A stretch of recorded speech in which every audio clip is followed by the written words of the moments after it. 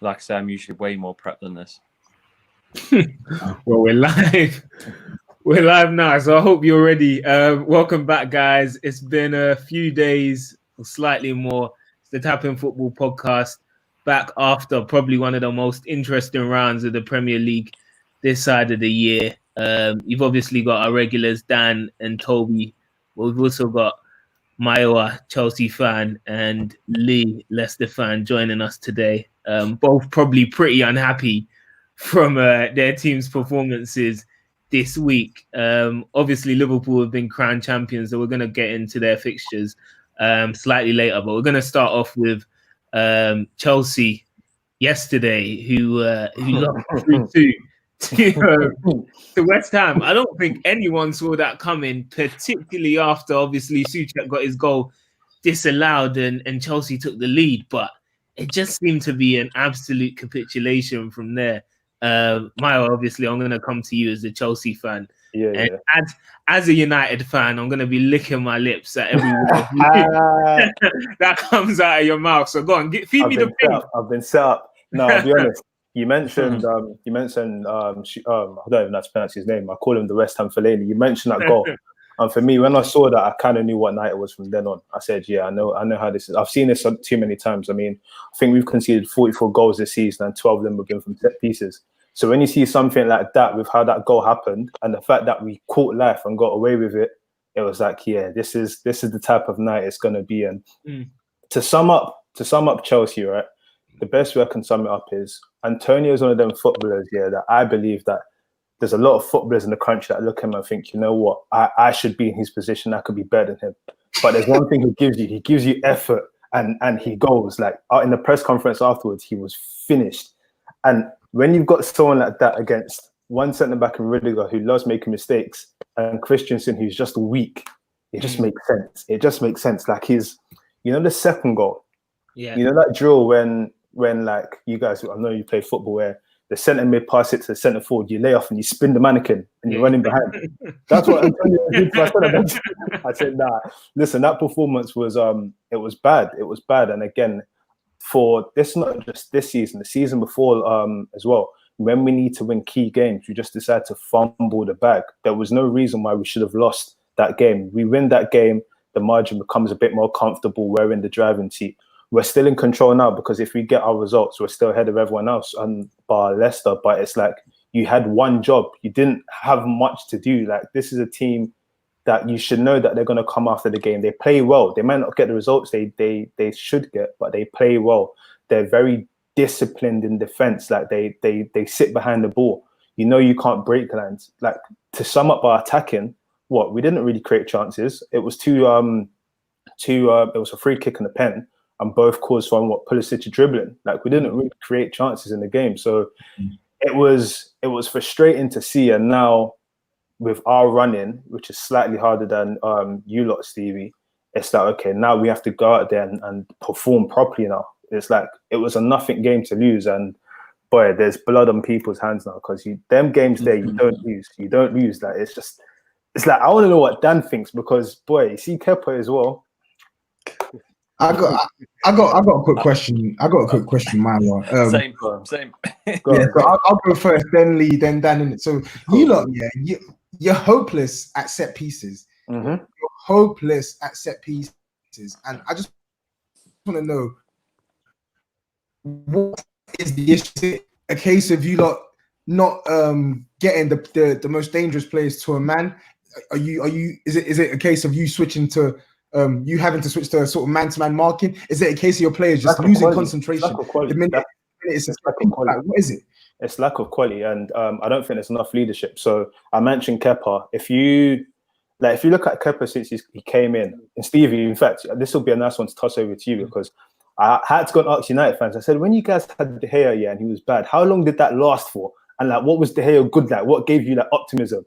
And people were telling me like, yeah, he didn't command his box, but he could save, he could catch. And I was like, yeah, but Kepa doesn't even do that for us. So I've lost hope for a minute. But he doesn't demand his box. Even the small things like, why is Aspie marking the West Ham Fellaini? Why is Aspie marking him? Why is Tammy on the line? Like small stuff like that. Like someone should be experienced to sort that out, and it doesn't happen. And Rudiger, I'm not going to say he's a bad defender. I think he's a good defender, but he's not what I call a centre back. He's not a centre back. He's a B minus. He's not even a strong B centre back. He needs a centre back next to him who's going to be that commander, because when you have centre backs, right, like your main centre back is supposed to be ever dependable. And then if he fails, the other one can kind of like recovery run or something. But I can't trust Rudiger. Like if someone was going at Rudiger, I couldn't trust him to make that tackle. Like even if he does, I'm scared. Even when he's passing at the back, I'm scared that the ball's going to bubble. And then you've got Kepa. So like when you put all of this stuff together, it doesn't surprise me that there's no one commanding or saying what needs to be done at the back. Because for me, that sums it up. You can see the same goal twice. You get let off and you can see it again. It shows that there's a lack of leadership somewhere. And I think it's a big issue. Lee had a question. Sorry, go on. I thought it was Lee. Go on, go for it. Who is supposed to be the organizer there at the back? Because I think previous Chelsea team, you knew it was John Terry, then probably Gary Cahill when he came in. You can see what Cahill's doing in that Crystal Palace defense as well, organizing them at the back. So now you've lost those two guys. Who is actually supposed to step into that role and be the organizer? Because Rudiger, I'm not sure what the communication channels are between the other centre-back, whoever's playing, what language they're speaking, if they're speaking English or French or German, whatever it is. And then Kepa as well. Like, I don't even think that guy is saying too much other than when he's telling Sarri that he's not coming off the pitch. So I don't know who. That's my question. Who's supposed to be the organizer there? The thing is, I don't know. Our captain is in the team. He's a defender. I expect some leadership there. Whether you are the leading centre-back or not, whether you are the best centre-back in the world or not, I expect my centre-back, the central part of my defence, to be vocal and organised. I expect my goalkeeper to organise his line in front of him. I expect someone, I don't care who it is, but I expect someone to organise something. Like, this is a team that is trying to get qualification for the Champions League. This is a team that next season is trying to close the points gap on the couple teams in front of them. So I expect certain things from professional footballers, not even if it's Chelsea. Like, someone has to do something. And again, 12 set pieces conceded this season. 12 set pieces. 12 out of, in terms of the top 10 teams in the Premier League, Burnley have conceded the most, and then it's us. We've conceded 44 goals this season. That is a mazzoline. That's crazy. I was looking at Kepa for the corners yesterday, and he just reminds me of like an under 23s keeper or an academy keeper. Like it almost looked like he was forcibly getting blocked, so he didn't even have to come out and try and attempt to make key saves. The guy's got no presence. And to your point, obviously when De Gea first came in, he was still able to be a shot stopper. I'm sorry, I don't see anything that Kepa is good at.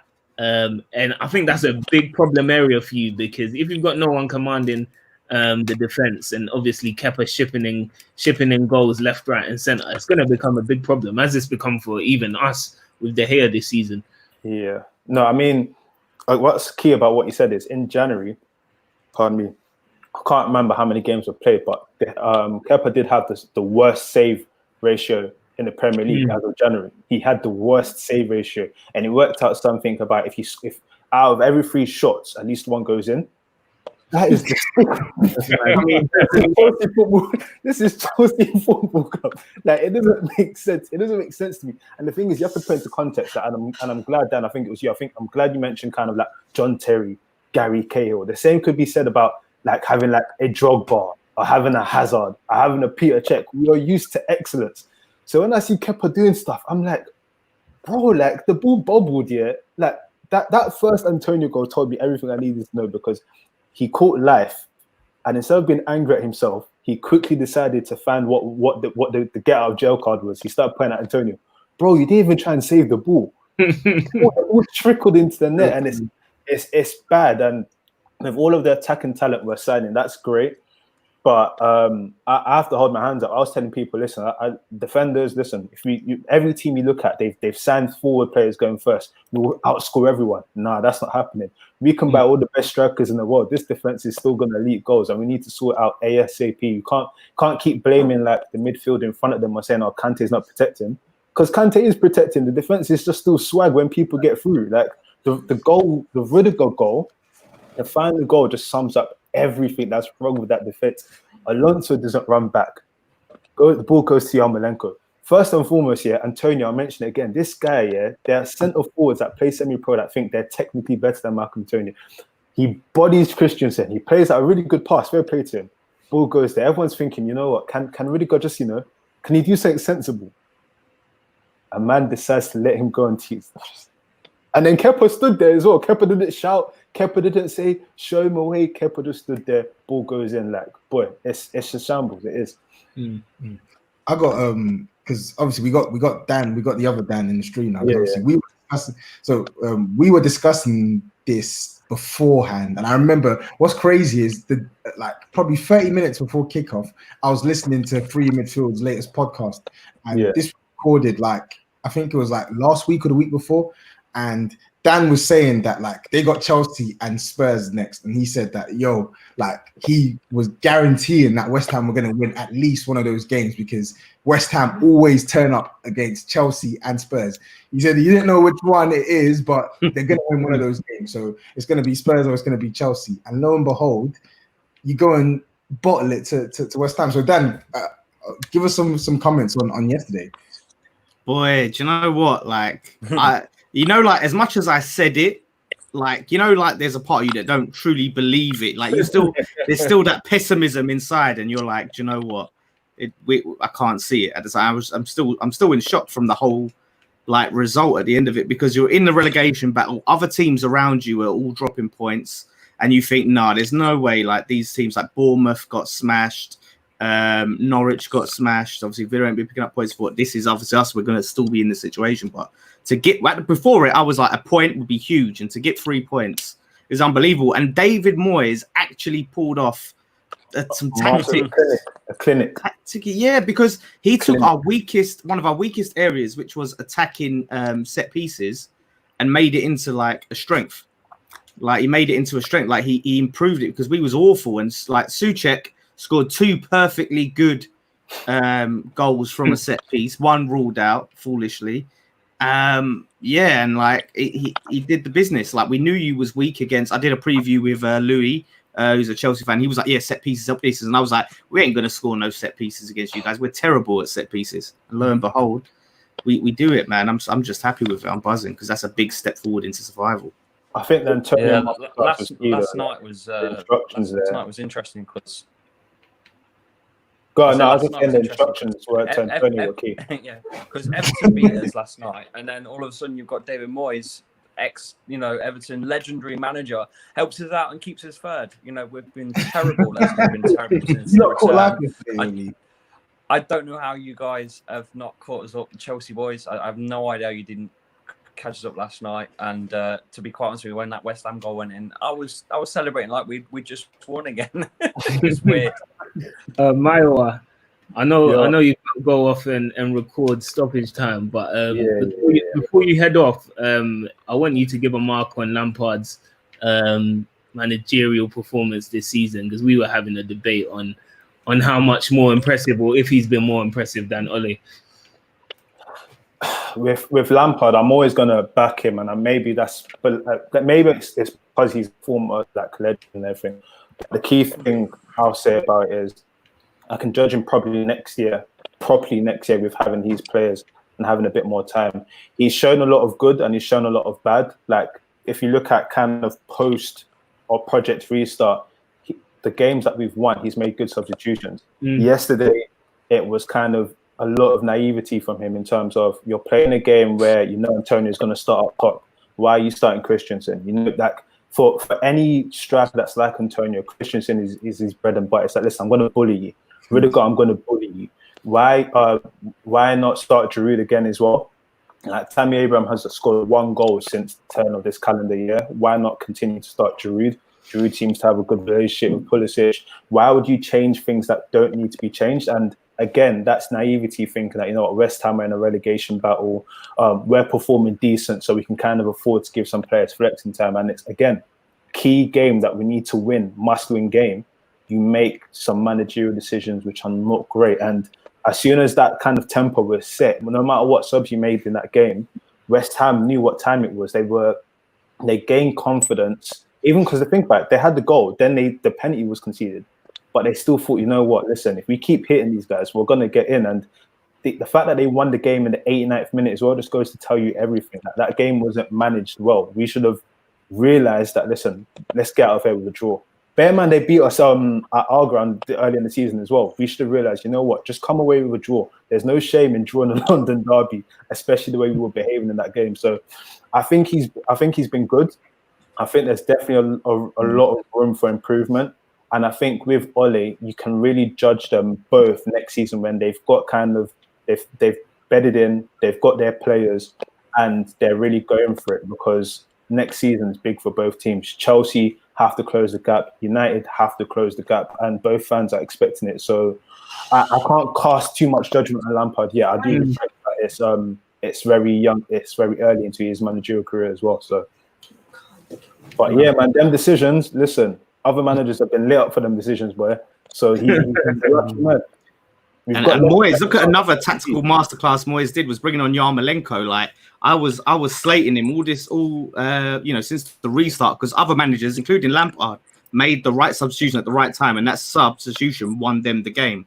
Like you had with when he brought on Pulisic against Villa, and we've seen it a few times. And then with Yarmolenko came on and scored the winner. Yeah, against us in the FA Cup, did the right decisions against us in the FA Cup and smashed us in the second half. So Moyes to do that. Like with the Leicester game, Maddison, key missing out for you. And I think you guys you Leicester need to think about life after Vardy, because you're so heavily dependent on Vardy playing well and playing well. You need to think about life after that. With the City game, I've said it, like I was happy with the result, but if City be serious and don't play false nine, we lose that game. With the Villa game as well, we played well, but again, that's a game that we should have been spanking them, not 2-1. So like, even though we've been doing well, if you really want to be hypercritical, you can look at, and this is for the whole season, Chelsea's good performances, you can look at and say, you know what, is it really as good as we're making it out? Or are there still key issues here that have not been solved? Like again, defense. So, but listen, I still think we're going to get a third. I still think that Leicester are going to be in their still slump. I thought it before we came back. We shall not be moved. It'd be interesting. I think, on a whole, I wasn't looking too forward to Project Restart, but the standard of football has been all right. So, let's see what happens. That last day of the season with Wolves, Leicester have got. Who've Leicester got? That's mad. Man United. Fatal four-way, and it goes down to head-to-head record, right? So, God help us if United. It's a head-to-head, because they can't do that extra game because of Corona. It goes down to head-to-head. So if United are next to Chelsea, listen, we're finished. We're actually finished. So fingers crossed with that, man. Thanks for joining. Obviously, shout out Stoppage Time TV. Listen, big up you, man. Respect what you man do, man. Keep going away, man. Listen, everyone's grafting. Respect it proper, man. Enjoy it, and man. Love to have me on, man. Yeah, man. Cheers, man. Catch you, man, in a bit. See you later. I had a question for Dan as well. Now after you've beaten Chelsea, that's sort of 3 points that you weren't expecting. What does that make you feel now about staying up and staying safe? This is the thing, like, I don't want to feel like I'm too much like just flip-flopping. Like 1 minute I feel like, we're down, then we win, and then you feel like it's survival. It's a weird one week to week, but looking at the fixtures, looking at Villa's fixtures, Bournemouth's fixtures, like I feel very good. Like I don't feel like we're just going to go on a winning streak and we've turned a corner, but I feel like now that has put a good bit of daylight. That's a point that, points that we weren't expecting to get. So we're 3 points clear and we got the better goal difference. I think statistically, usually it's the teams with the worst goal difference that goes down. So we're quite a bit better than those guys. So yeah, do you know what? I think we'll just scrape it, and we shouldn't really. I mean, I'm going to feel good. I'll be happy, but the club shouldn't celebrate because the season has been absolutely dismal. Yeah. 100%, but no, it was a really good performance. I think I was shocked. That was a great result last night. Yeah, I think we can do it. That's the annoying thing. Like we can. Why is it now we see this and we can't see this against Wolves, and Tottenham? I just wish we won last night as well. That's the thing. You didn't get to capitalize. It's the thing is that's the thing. A lot of teams up there don't seem to be capitalizing on that, but. Like same way with the relegation battle, both ends, no one's really capitalized. And this was the first time like we really capitalized when all the results went against us. So it's going to be interesting. The top 4 battle and the relegation battle, it's going to go down to the end, I think. To the wire. Yeah. It's interesting. But we don't know if we're keeping Moyes next season either, or what the hell's going on, man. It's if he does that every week, like he can stay. But this is Moyes, like he's not gonna do that. But yeah, hopefully Newcastle, we go and we get we beat them. I think if we beat Newcastle, I think it's a wrap. That's a hard game to win though at the moment. The way Newcastle play, like Saint Maximin and Almiron are running fullbacks ragged at the moment. Right now. Yeah, cool. All right. Let's move on to Leicester then. Obviously, slipping up against Everton yesterday. Shout out me and shout out myself again for predicting this Leicester downfall since I was saying it was December, Tobi. I know you're arguing with me. But obviously Leicester, I don't know how many points it was ahead of Chelsea and United, but that gap has been completely evaporated. It's got shorter and shorter. What's happening, man? Well, the thing is, since week 20 of the Premier League, if you go to right up to now in the form chart, we're actually on the table. I think we're about 13th now in form since January week 20. That's how poor it's been. The sugarcoating is the League Cup and the FA Cup fixtures that we have won. It makes it look like we've won a few games, but if you actually go through our fixtures, you'll see there's not been many in the Premier League since January we've actually won. We got stuffed by Liverpool on Boxing Day, and since then we just haven't seemed to have found any momentum in the Premier League. It's just dropped since then. It's like almost we've been found out up top. Most of the Premier League now at the minute after the pandemic, I think are defending very deep, and Leicester find it really difficult to penetrate through. We've got no option B whatsoever apart from Jamie Vardy down the channels or the through ball, and it's just not working. We haven't got it at the minute. I don't know what's not clicking. I think we're missing Ricardo Pereira as well. Yeah. He's one of our key players because he's got a lot of pace down that right side, and he gives a lot of defenders a lot to think about. Gives that extra, almost like extra space for for us to create more creativity with James Maddison and Tielemans in the middle. So James Justin at right back, he isn't covering Ricardo Pereira's position, which is going to be impossible. It's an impossible task. It's one of the best right backs in Europe. Yeah, I think it's quite interesting that because if you look at probably one of that position this season, some of the three best performing right backs in Wan-Bissaka, Pereira, and Trent Alexander-Arnold. And if you asked any of the managers, would they take any of the other right backs to play that role in their team for Leicester United and Liverpool, all of them would probably say no, just because of how key those individual defenders' qualities are to the way that they play. So I think he is your biggest, because obviously Leicester were missing Ndidi and Maddison at different times since January. Right, yeah. But I think Pereira is actually your biggest miss in terms of your goal scoring. In terms of your goal scoring going forward, that he was such an outlet for you going forward. That now that's that whole right side is down redundant. He's a complete right back. He is the complete right back, and he's got a shot on him as well. You don't see it often for a right back or a left back. He makes Ben Chilwell on the other side look really bad. That's the thing. I think Ben Chilwell's way overhyped. I hope he does go Chelsea, to be quite honest with you. He's a liability at the back. He's not the great defender. He's good going forwards, but he's poor at the back. He really is. Yeah, fair.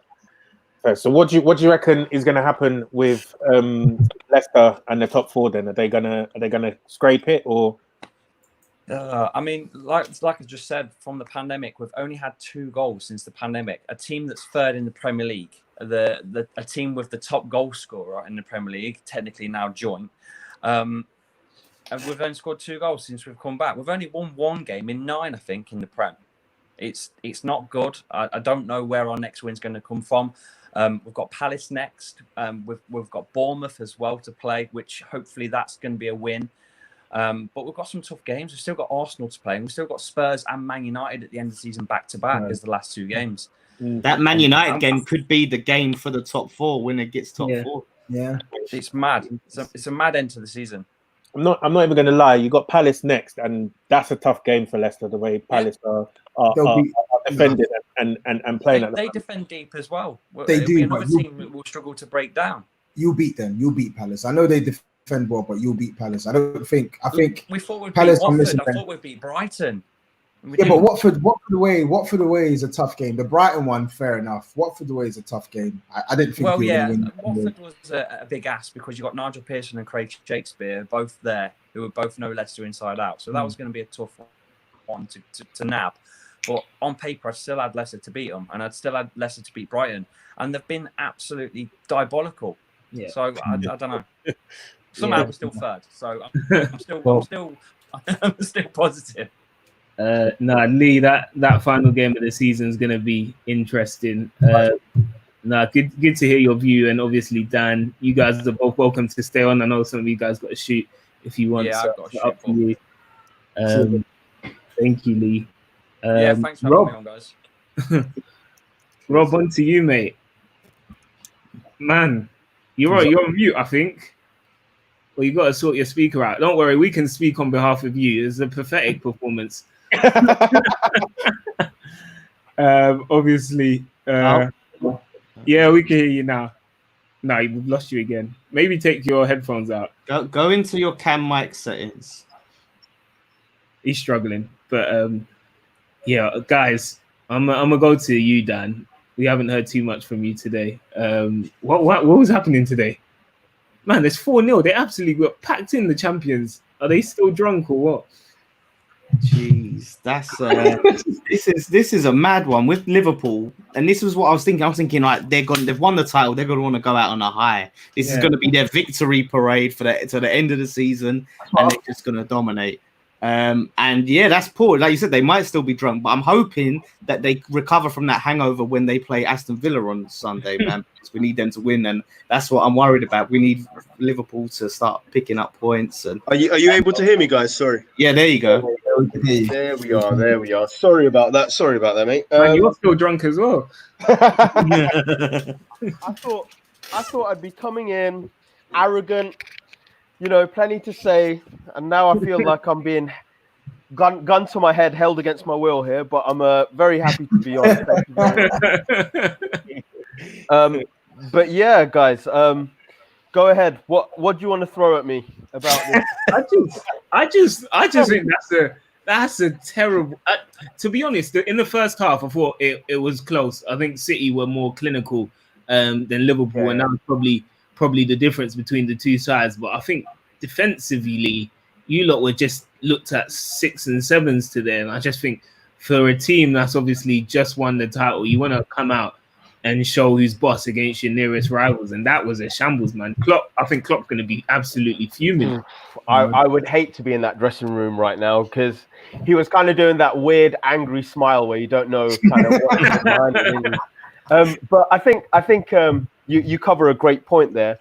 And I think this is, even as a Liverpool fan, even I think I got lost in this a bit, and I don't usually, but I think Liverpool fans had this whole, like, Liverpool are going to play well in a kind of celebratory mindset, and that didn't happen.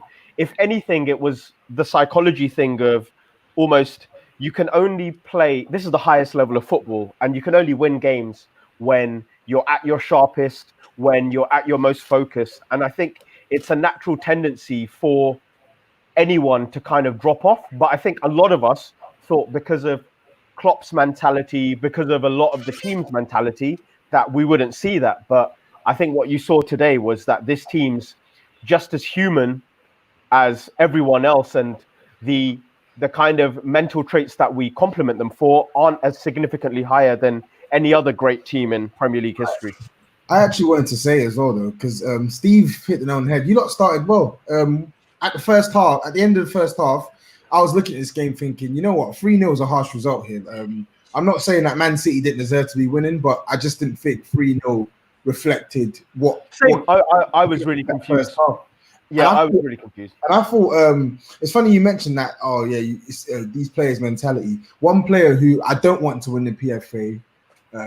I actually have to say he was probably one of the most professional players in that pitch today. I think him personally, I didn't really see him have a struggle game. I thought his passing was good. I thought he worked really well as well. And I felt like he was one of the only few people in your team who were actually trying to maintain the level that they had been at for the majority of the season. Do you know what? Yeah, Hendo. I think, Tobes, you make a great point. I think the only thing that I would say, I do agree that maybe on a statistical level, the game looked quite similar kind of at the end of the first half. But what was really different between Liverpool and City was Liverpool are a team that when the ball is in defense and goes into midfield, they're still willing to take risks. But I feel like you only take risks when you're at your sharpest, when you're at your kind of most hungry. And you saw so many times when someone like Virgil van Dijk had the ball and he's good on the ball, but taking that risk of a pass into Fabinho, into Wijnaldum, into Henderson didn't come. And it was a lot of kind of Liverpool have the ball until they try and clip it over the top. And I felt like the kind of quality on the ball wasn't there, even if the play once the attackers got the ball was there, if that makes sense. And I found that was I've even made notes here, so I even spotted this during the game. So the one thing I did spot, right, was no essays, Mush. No essays. No essays. Don't worry about it. No essays. The one problem I did spot was that Henderson, though he did play well, I feel like Henderson was too worried about fronting up the ball and chasing it, that all of the space that KDB was picking up the ball was behind Henderson. So it was almost like what I felt Liverpool didn't do, and maybe this is because I know jokes were flying about being drunk and all of that stuff, right? But one thing I do genuinely think happened was Klopp is normally very detailed with game plans, and especially with the biggest threat of other teams. And I feel like we just threw out the general gegenpress kind of method, and we didn't do something specific that you'd probably need to do to beat City, if that makes sense. I feel like it's probably the worst team that you'd want to play first game after winning the exactly that. And we thought the complete opposite. That was the worst part. Because for me, I think even in the past, you know, like when you've seen some Ferguson teams, I think I remember when they had to give a Chelsea team that guard of honor, that Ferguson, he was relishing it. He wanted the players to have to do that guard of honor because he knew that it would be burning them inside. And you could see for someone like Raheem Sterling, who social media have been flaming for weeks about giving that guard of honor. And you can see he had the absolute game of his life because he knew like today, you know, these lot are not getting any, like Joe Gomez, I'm putting on your bum. You know what I mean? Like came off at half time as well. Honestly, he got Joe Gomez subbed at half time. Do you know what I mean? Like, honestly, I need the memes. The memes. What is it the teenagers say now? Huge dub. Dub. Yeah, he got a huge dub. The Robbie from AFTV. Toby, I've got a question for you. Obviously, it was in isolation is a big result in respect to the whole season, kind of a nothing result. How much impact do you think this result has, obviously moving forward psychologically? Obviously, Dan was speaking about people like Sterling, who anytime he's come up against Liverpool has been pathetic, but today he looked like a man possessed. Do you think going into next season this might have some sort of psychological impact, or do you think that's just a one-off? That's kind of it, and we can't look too much into it. I think it's a bit of both. I think we definitely can look into it because Jurgen Klopp, I saw a stat, like he's not been 3-0 down since he was like the manager of Maine in like 2007. So it's an uncharacteristic result for this Jurgen Klopp Liverpool side. But we also have to take into perspective that they won the league with like 7 games to spare. I think that's the record. That's the record time. Like they're still odds on. They're still odds on to hit that 100 point mark as well. And as I said, they're still probably in this zone where they're just buzzing off their title win. So me personally, it's an embarrassing result today in isolation, yes. But I think what's more embarrassing is the gap that's still between Liverpool and Man City now. Like Man City won 4-0 today, and they're still nowhere close to Liverpool. So I don't think Liverpool players or the fans are going to read too much into this. I think all you're going to see is just the banter memes and all and whatnot. That's it. What I want to know is what you guys think about the whole, is this Liverpool team the greatest or top 3 teams in the Premier League? I know what you think, Rob. I've seen a lot of arguments back and forth, like Liverpool fans saying yes, like there's Arsenal fans piping up saying no, and like all these other different fans. Like, what do you think? I think for me, and obviously this is a conversation that Tobi can't get involved in because his teams have been trash over the year. But for me, the United team, 99 obviously has to be in there. And then you've got the Invincibles team as well, the Arsenal one that's got to be in there as well. This Liverpool team's been pretty impressive. But I think if you look at the great Premier League teams, I think they've had success, sustained success. And I think you haven't seen that from Liverpool yet. So I think if they go on and do another season and have another impressive season like this, then maybe you can start talking about them in Steve, that kind of way. to not call it, is it fair to call it unsustained though, if the only reason we didn't win it last year was because City hit the second highest points of all time and Liverpool were literally a point behind? We lost only one game. Like, I get the trophy is ultimately what it is, but I can't say if the team have lost 2 games in 2 years. And they did win the Champions League last season, so you could call that sustained success. They won Champions League last season. That's a fair shout. I think there's like it is important to eventually lift the trophy, because if you look in '99, you know, like Arsenal, there were a couple of points behind United. Obviously, got knocked out by United in the FA Cup semi-final. So you know, it's all well and fine saying, you know, we were great, but if you're not, you know, the team that actually eventually does it, then you can't really claim credit. But obviously, what I think though, when the dust settles, that this team is going to be right up there. Like we were saying it in January, December, you know, like the only team to beat them in the division before Watford did was probably one of the best Premier League teams that we've seen in history. And I think next season we'll probably say who's actually going to be the greater of the 2 teams in terms of who comes back the strongest. I think people who are writing off Man City are going to have another thing coming, because I think today is probably showing that this team is not done. They've got a bit of fight in them, and it will depend what they do in the transfer market, I think, to see how much they come back. Because I think Liverpool's level hasn't necessarily gone up a gear this year. I think it's City's that has really dropped off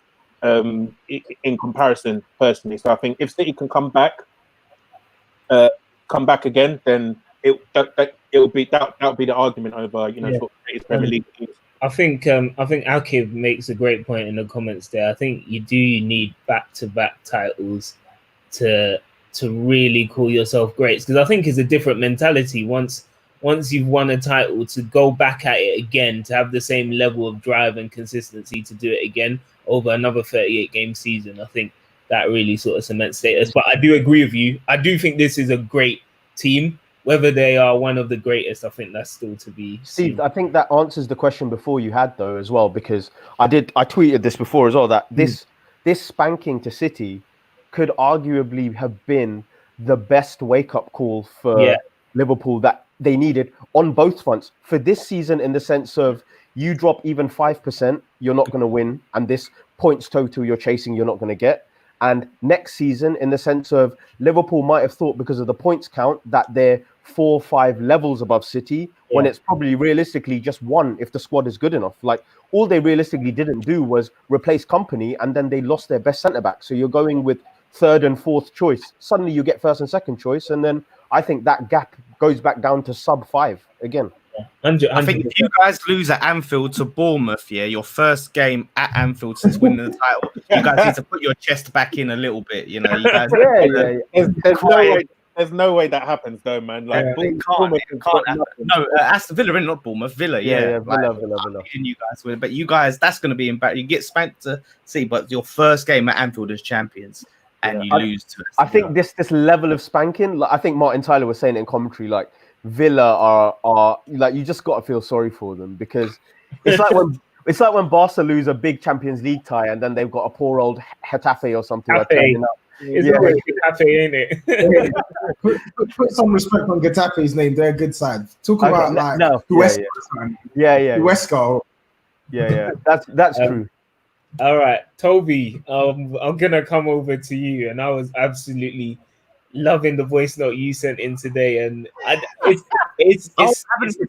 haven't missed it. Oh, that's good. Nah, don't worry. I kept it there for you, Dan. I was hoping the Liverpool result would overshine it. Oh, nothing's overshining Spurs. Come on. I was surprised to see, or maybe I shouldn't be knowing the guy, surprised to see Tobi so angry. Obviously, Tottenham's season was already done, but he was absolutely effing and blinding at this Sheffield United performance.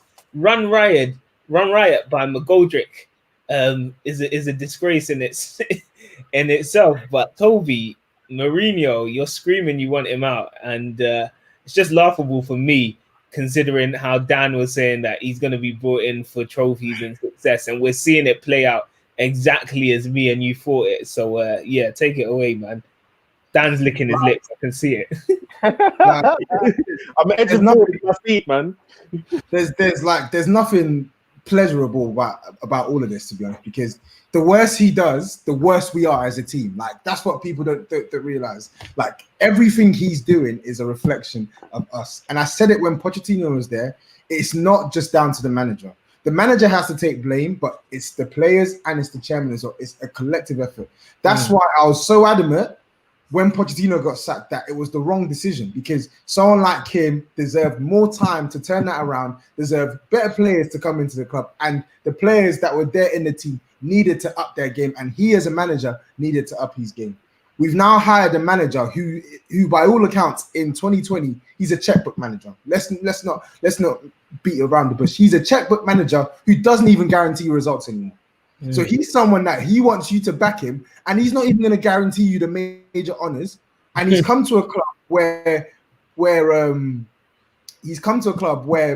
essentially the chairman is not going to give you the money you want. Yeah, he's not going to give you the money you want. So you have to coach. You have to coach your way out of a bad situation. It's never going to work. It's never going to work. And I feel a bit sorry for him in a sense that he's inherited this squad. It's not his squad. That's one. 2, the defense is rubbish. 3, he deserves a summer and he deserves his own players in. But at the same time, I didn't want him in the first place because I knew what was going to happen. He's not the type of manager to make lemonade out of lemons. That's not his forte. It's not his forte at all. And obviously, I was going to say, Dan, I think Spurs are obviously a team that historically you're quite restricted in the transfer market. I know you've been spending more of late, but given the money that you lot have lost this season with Corona and obviously the NFL games that you've lost out on and the stuff with the stadium, he's going to be even more crippled than he was perhaps expecting to be. And this is on top of a manager who generally likes to spend big and spend on sort of ready-made players. How much do you think that's going to cripple him moving forward? And like, I don't want to say the writing's on the wall for Mourinho already, but I can see it. Shouldn't be there. He shouldn't be there. How long do you see this relationship lasting? Dan, I mean, everyone, to be honest. It'll be interesting to get everyone's thoughts on this. I'm going to start with you, Dan. I actually don't think they're gonna. I don't think they're gonna sack him anytime soon. Of course, we're not gonna sack him. He's on 15 mil a year. Yeah. 3.5-year contract. We can't even afford players. How can we afford to sack him? He's going nowhere. He's going nowhere. I did say let's speak to Dan, but he's completely ignored that. Yes, it's interesting, and Steve, that you basically asked the question that I was gonna ask as well. Like, do we actually think that Mourinho is gonna get the backing that he wants or needs as well? Because Spurs are taking out loans, they're trying to furlough staff. I was looking today, and over the past 4-year period, they've actually made the largest profits of any Premier League side. I think over 300 million profit declared, but we're not necessarily seeing that converted to spending for players. Obviously, they spent big in the summer just gone, but the question is now, like, after coronavirus, you just said they missed out on all of this additional income, like, and also as well, if they're not in Europe, are Spurs the team with the pull to actually bring these players in? Because I know United, Liverpool, potentially Arsenal as well, still have some sort of pull to get maybe not necessarily world-class players, but top draw players in the club. without European football, and I'm not sure that Spurs carry that same caliber. Well, that's where Mourinho comes into play, though, because obviously he's the one that's meant to, in addition to the winning mentality, he's meant to bring the prestige, the glamour. Like, of course, he is only one man. He can't do it all by himself, but his name alone is meant to open up doors for us and open up new contacts and players that we probably wouldn't have been able to get beforehand. But I'm not trying to sit here and bash him throughout the podcast. I've bashed him enough already today. I bashed him long before he even got the job. But the point remains, it's not just his fault. He shouldn't be in the job in the first place, but it's not just his fault.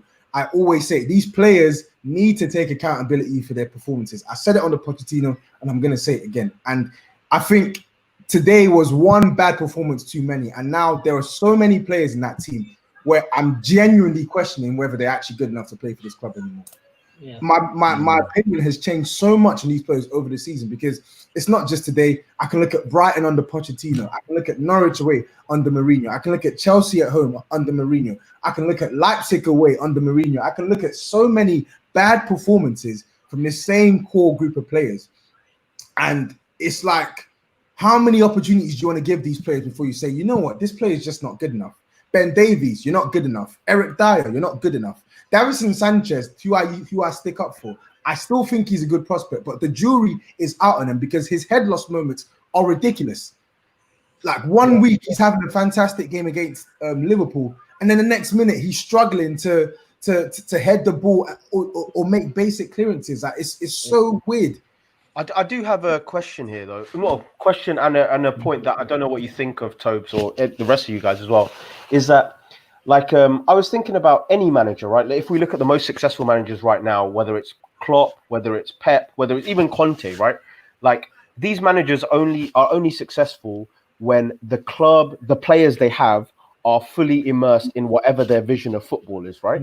So someone like Pep, for example, he will not settle for having any other type of player apart from the one that suits the template he has, right? Do you think Mourinho is suffering a bit in the sense of, let's say, for example, his Madrid side that was really good, right? He had the likes, the Khediras. He haven't had Arbeloa as a fullback. Like, he's got these attacking players at this disposal, but they don't make up what he naturally is. And he's playing players like the Ben Davies of this world because they're closer to his vision of football. But he can't even go forward to Levy and say he wants to play football that is his identity, which might be more defensive. For example, if you've got all these, like I look at Spurs, you've got so much attacking talent, but Mourinho's framework isn't an attacking one. So whatever you put in there won't be true to his identity. So would you, Tobes, accept moving away from his identity if it led to an overall success, if that makes sense? As in what, like moving towards a more attacking style of play, or no, moving. Let's say the personnel you have right now is more attacking, but let's say Mourinho's natural makeup is to be defensive. If you abandoned the attacking nature of the squad and brought in defensive players to become more successful overall, even if it's a brand of football you don't like, would you accept that? Of course, I'd accept that. 100%. You look at Liverpool now. They changed their philosophy. They did a 180 on their philosophy, and look at the benefits it's brought them. Of course, I'd accept that. But what I'm trying to say is his specific brand of football, it doesn't win you anything nowadays. It doesn't, because he can't mix it up. Jurgen Klopp can mix it up. Pep Guardiola can mix it up. These managers can chop and change, and they cater to the opposition. This man has a one-size-fits-all approach, no matter who we're playing.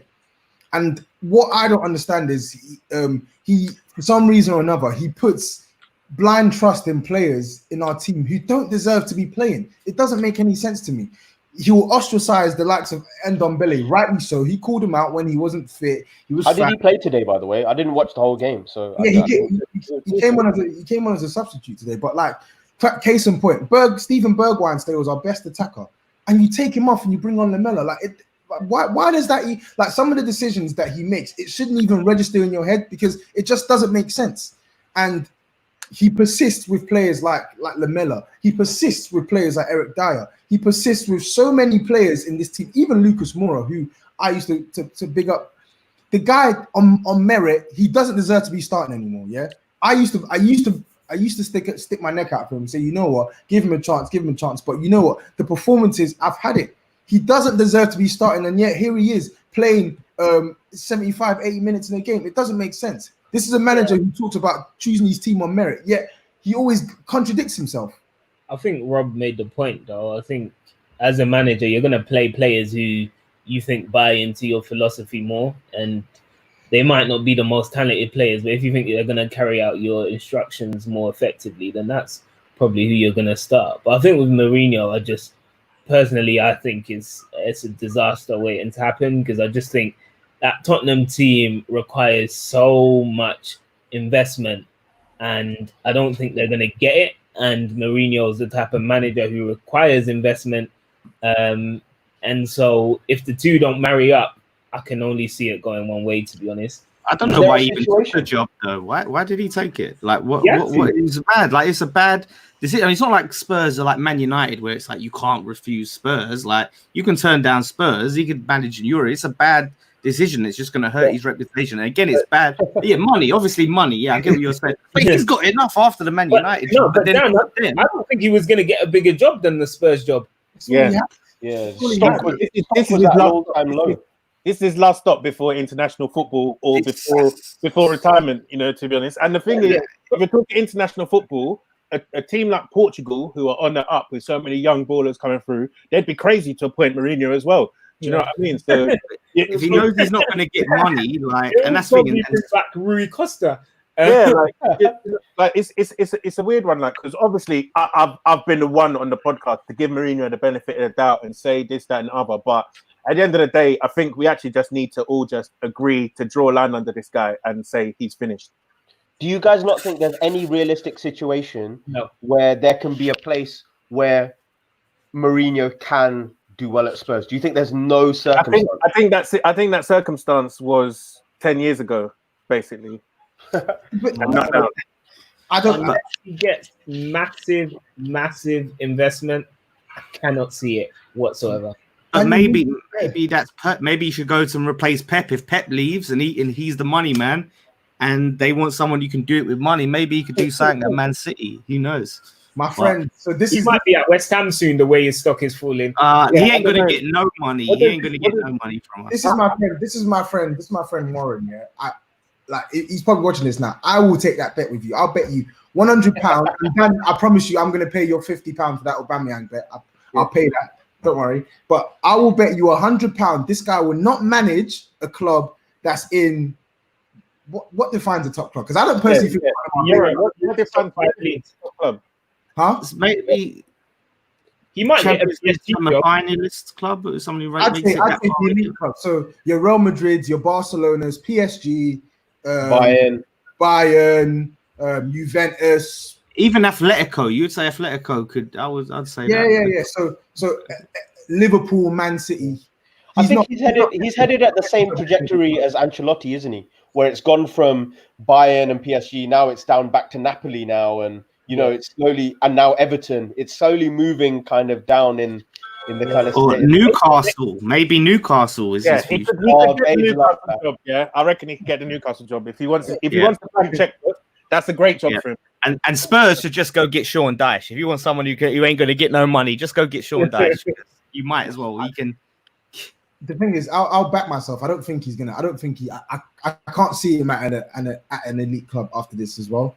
And again, I don't want to make it a Mourinho brigade as well. But like the players need to take accountability. I've been screaming all season. They need to take accountability. Sonny, anonymous today. Lo Celso, poor, ineffective today. Sissoko, who I've been championing to play this defensive midfielder, what was he playing at today?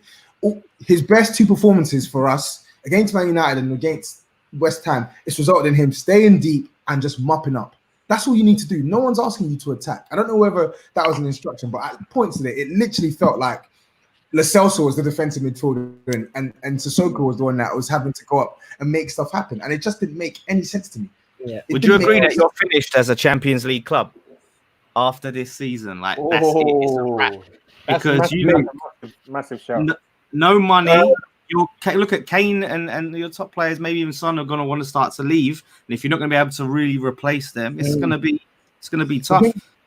The thing is, Kane, I can't see him. I can't see where he's going to go this summer, because I think the clubs that the clubs that can afford him right now don't need him, in my opinion. I think Man United do with him. I feel like Man United. they can't afford him. Pay the money. Yeah, they can't afford him right now. They're not going to pay. They're not going to pay what we're asking for. Would Kane go to United 100%. if they're not in the Champions League? No, maybe not if we're not in the Champions League. But I If think United are going to be in the Champions League, I think they're going to get fourth. If United get top 4, I can see that move happening because with the revenue and stuff like that, I think United have got the pulling power, man. They spent you spent 80 million on Harry Maguire, yeah. Right, I think you can spend 100 million plus on Harry Kane, 100%. Yeah, but what I'm saying, if we've got 100 mil, that's better spent on Sancho than Harry Kane, who's already in his peak years. Do you know what I mean? I think that brings us onto United nicely. I don't want to dwell very much on us. It's true. I don't. You don't get Steve. It hasn't been like this. You've forgotten what life was like pre-corona, bro. Yeah. I have. And it was just a really good performance. Probably one of the best I've seen from us in a long time. Everyone played well. I don't really. He's back at the wheel. Steve, do you remember saying that you didn't see where Paul Pogba fits back into that well-functioning midfield of Fred? Call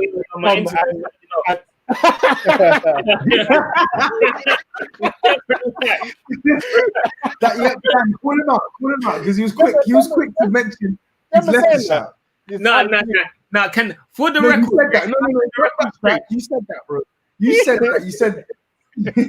And I set the record straight. I'm actually gonna have to go and find my laptop charger before it dies. But what I said was I didn't think Pogba could fit in because I didn't think he would be happy to be at the club. But now he seems fairly content, and obviously he's settled. I mean, it's a perfect match, isn't it? He's taken away the pressure from Fernandes, or Fernandes rather has taken away the pressure from him. And it's just been good all round, to be honest. Him, Matic providing balance as well, and obviously up front we're firing. I think it's just been really good from Ole. Steve, I've got a question for you though.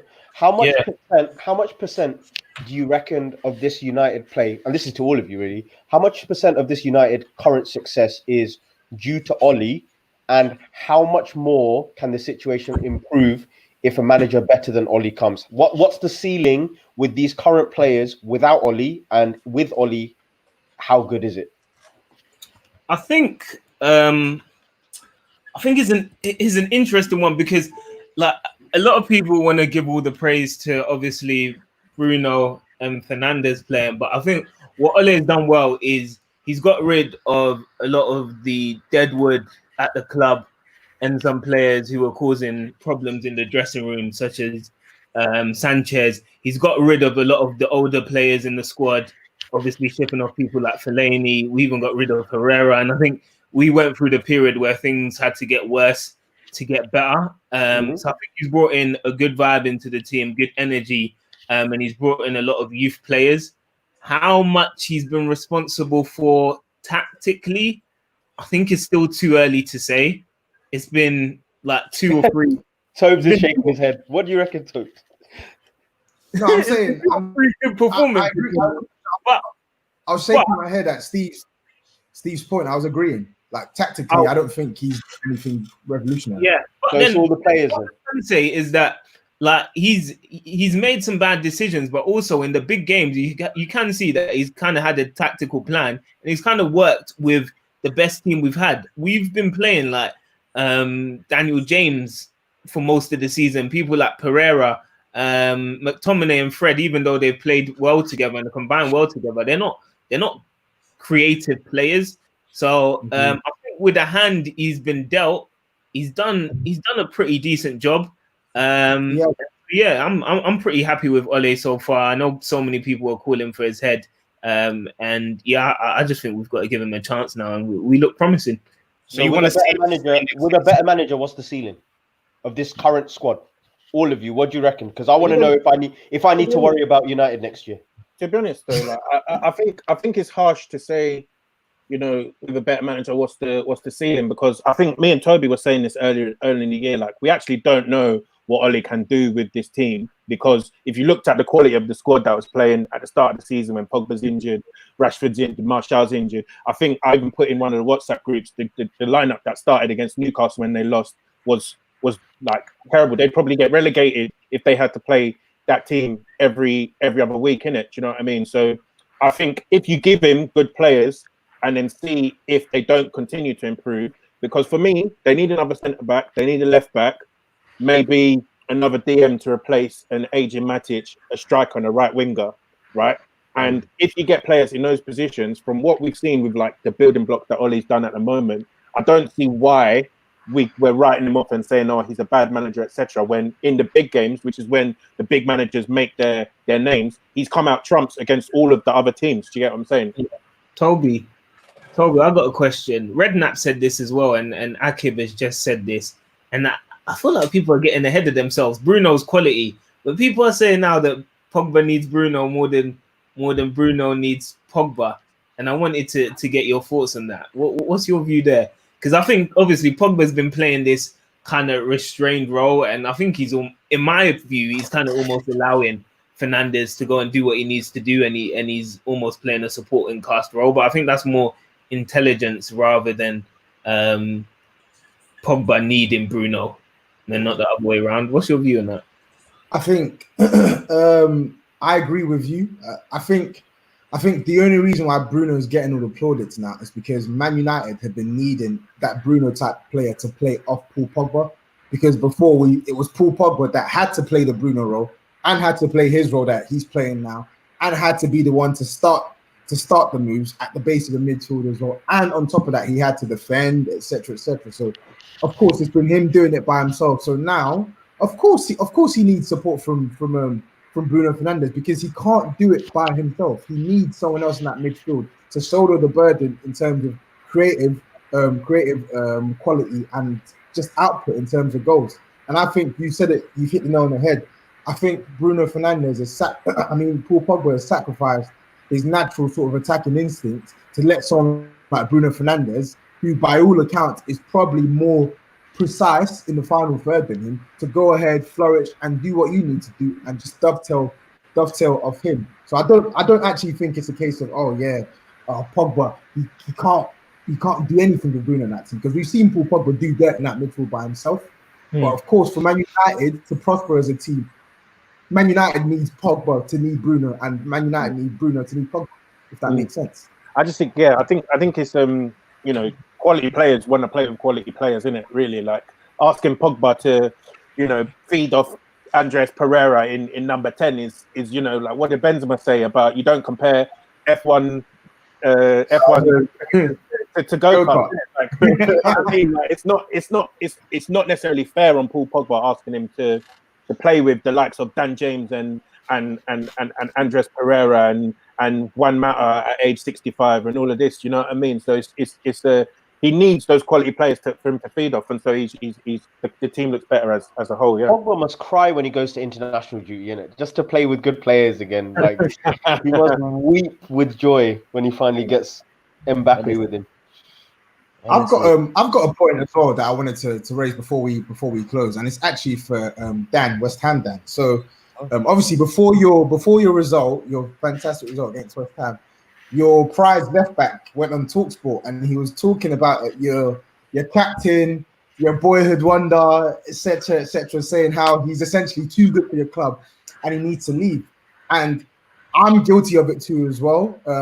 I thought he was a decent centre back, but I didn't realise just how good he was on the ball until I saw him in that Spurs game, what he was doing in that Spurs game, and even that pass to Antonio in the Chelsea game.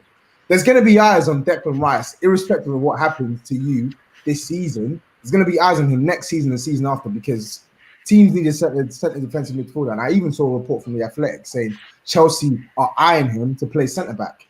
Now, what are your thoughts on Declan Rice as a player, and when do you think he's going to leave your club? Because he will leave your club. That's why I said when. When is he going to leave? Yeah, probably. But you know what? It's funny what you say about Chelsea now. Imagine Chelsea fans were sitting there going to me, who does he get in front of in our centre back? Who's he get in front of in our defence? And then next thing they're all bitching about Rudiger after the game and saying they need to get rid of him. So that was music to my ears. That's what I'm saying. Like, it's finally now some people are starting to see the quality that we've been talking about. You have to really watch Declan Rice to see how good he really is. But if we stay up, I don't think he's going to go this season. Like, he's 21. He's getting the captain's armband. Like, obviously, because Noble's still captain, but when Noble's not playing, which is going to be less and less, I imagine. It'll probably be every week when Noble's not playing, man. Yeah. Is it really going to be less and less? He's played like all your Premier League matches, bar like 1 or 2. Yeah, but Souček is back now, isn't it? Yeah, Souček's back. Like, this is the thing. Like, obviously against you guys, he tried to like accommodate Noble and have Noble, Rice, and Souček, and it just didn't work. And when you see Noble not turning up for that Spurs game, you know it's like it's kind of a wrap. It's kind of done. Usually that's the game he turns up against, and Chelsea. But he had a back injury for Chelsea, which that could just be the nice way of dropping him. But because he was missing at the London Stadium. He was missing. I'm sure he was. Who? Mark Noble. You said he turns up, right? Oh, right. No, that's what I'm saying. Like, he turns up for like performances, but he was in the crowd. I see him there. No. I'm actually talking about at the London Stadium, not at White Hart Lane or whatever. I'm talking at the reverse fixture. Where was he? Oh, because he played. Right. Yeah. Oh, right. That's what I'm saying. It's Mourinho masterclass. Mourinho masterclass. That's what I'm saying. Mourinho. See, that's something that he's done that your other managers couldn't do. To get the double over us. So you got to give Mourinho his props. But there's what do you guys reckon is the minimum price for Declan Rice? For me, like, look, you have to look at this, right? And people say, "Oh, he's not worth this and that." Man United paid £80 million for Harry Maguire. That cannot be the ruler. Otherwise, everything it is now. It's messed up. It is now, though. Because especially when you look at when you're buying from another Prem club who's also getting 120 million from the Premier League every year, they're getting their overseas money as well. You have to slap down 50 mil plus on any English player as the minimum. And then if you're looking at someone who is the age, the profile of Declan Rice, potentially high ceiling, this, that, and the other. International player. Like, exactly, probably going to be starting DM for England, all of this. Like, you're going to look at 60, 70 million minimum. Yeah, 60, 70 is what I would have said. No way. Yeah. And it's not worth it. In my opinion. Rice's potential is higher than Harry Maguire. Declan Rice is going to go on to be a much better player than Harry Maguire all day long. And you're sitting there paying 80 million. Wait, so you saying that Harry Maguire is a more valuable player than Declan? No, I'm saying Man United were foolish. Yeah, but that's what I'm saying. But usually, every time this happens, like when you're seeing Alex Iwobi move for 40 million, the market's gone crazy. Like I'm saying, so I'm telling you, 60, 70 million is what you're gonna have to slap down. Yeah. I mean, even Virgil van Dijk, like amazing defender, but you'd argue that Liverpool just went and paid like silly money because they needed him. Like, if you really need the player, you're gonna think twice. You're just gonna slap that money down. And a lot of these top teams in the top 4 really need these defensive players because a lot of them are top heavy and they've got them weak defenses. So, like, for us, if we hold all the cards, like, he's not really trying to leave too hard. If the right opportunity came, he might be happy to leave. But if he's sort of settled, he's got a captain's armband, then we hold the cards. So we can slap that big money on him and say, if you want him, that's what you're paying. There's no reason for us to take 50 mil. If we take 50 mil, I'm pissed. I'm absolutely pissed. Fred was 55 mil, wasn't he? One last question as well for Tobi as well this time. So obviously, I think last week we were saying you don't want Højbjerg. We agreed that he's not really of the level to like propel Spurs forward. But would you take Declan Rice in that DM role? All day long over Højbjerg. All day long. I still think we could do better than Declan Rice. That's never happening anyway, though. But it would never happen. But if he goes to Spurs, I'm done. I'm actually done with football. You'll never see me again. The thing is, Højbjerg, I don't really want him. But if we signed him, I'm not gonna bitch and moan about it. It is what it is. I think he can come in and do a decent job. But I think Declan Rice can come in and do a better than decent job than Højbjerg, and he can play at centre back. So of course, I would happily take Declan Rice all day long. And he's a leader. And he's a leader. That's the thing. Like, I don't really see that Spurs really have quality leaders. Like, I don't really rate Kane as a captain. You know, and I think someone like I think Kane. I'm just going to say Dan's just letting him off at the moment. Isn't he? Just letting him off, seeing what's. Yeah, I think I can write back material, but Kane isn't. I'm just saying. I'm not. Nah, do you know what, Kane? I can't stand that guy. Honestly, can't stand that guy. Why is that? Why is that? Honestly, he slaps in goals all the time. That's why. He's the worst ever person to win the Golden Boot at a World Cup. Yeah, the worst. penalties and fouls. Let's just end this. Let's not get into that. I think that's a great place to end the podcast. Guys, thanks for listening. Rob, Dan, it's been a pleasure. Thank you very much. Tobi, it's also been a pleasure occasionally. Guys, we'll be back after the next round of fixtures to talk some more football. You can catch us at Tapinfootball on all socials. Dan, Rob, do you want to plug your socials before we head off? Yeah, Rob_Mush. I've got a podcast of my own coming up. Not football, but just keep supporting Tapping Football because it's probably the best listen of my weekend. So keep going, guys. Always love with you. Thank you very much. I might quit.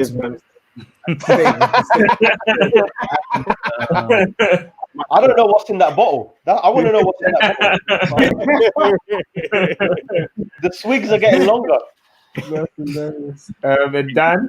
Yeah, so at The Lawless on Twitter, or you can follow West Ham Fan TV and check us out on YouTube. We're doing the watch-alongs lately, so you can go and see my feelings when that winner went in if you want to go and watch that. But yeah, I echo Rob's feelings about Tapping Football. Love the show. Always love coming and chatting to you guys and having some banter and having some laughs. And hopefully I'll see you guys again soon. No, thank you very much. Shout out to all the listeners. We've got to send Akib a present because he's made like 100 comments. We've been recorded. So thanks guys for listening. We'll be back soon. Cheers.